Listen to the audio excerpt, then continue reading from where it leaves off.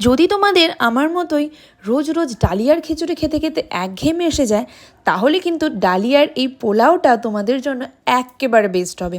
তো চলো রেসিপিটা তোমাদের বলেই দিই।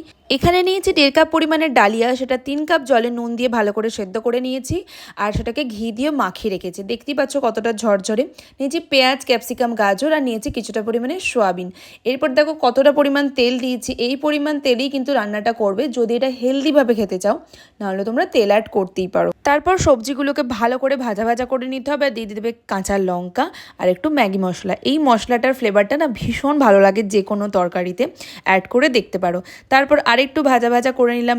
এরপর দিয়ে দেবো এতে লবণ, যেটা সব রান্নাতেই কম্পালসারি। লবণটা দিয়ে ভালো করে নাড়াচাড়া করার পর দিয়ে দেবো ভেজানো সোয়াবিনগুলো। সোয়াবিনটা কিন্তু একটু ভালো করে ভেজে নেবে, কারণ সোয়াবিনের যে গন্ধটা যাতে না থাকে সেটার জন্য এতে ভাজবে। তারপর আমি এটা কিছুক্ষণের জন্য চাপা দিয়ে রেখে দেবো, যাতে সবজিগুলো সেদ্ধ হয়ে যায়। দেখো সবজিগুলো সেদ্ধও হয়ে গেছে ভালো মতো।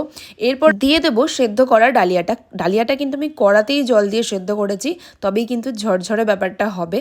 আর এখানে আমার ফার্স্ট টেস্টার হচ্ছে সোনাই কিন্তু টেস্ট করতে চলে এসেছে। আর ওর তো এসব মুখরোচক খাবার খেতে বেশ লাগে। পোলাওটাকে আরও কিছুটা সুন্দর করার জন্য আমি নিয়ে নিয়েছি কিছুটা পনিরটাকে এইরকম ছোট ছোট করে কেটে নেবো। তোমরা যদি এই পোলাওটাতে আরও অনেক কিছু সবজি অ্যাড করতে চাও তো করতে পারো, আমার কাছে যা যা ছিল তাইগুলো দিয়েই বানিয়েছি।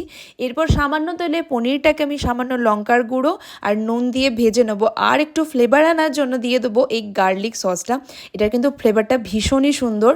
তারপর ডালিয়াটার সাথে পনিরগুলো ভালো করে মিক্সড করে নেবো। এরপর আর কিছুই নয়, ভালো করে নাড়াচাড়া করার পর একদম তৈরি হয়ে যাবে দারুণ ডালিয়ার পোলাও। তোমরা কিন্তু বাড়িতে ট্রাই করতে পারো, আর আমাকে জানিও কীরকম হয়েছে। তো আজকের মতো টাটা।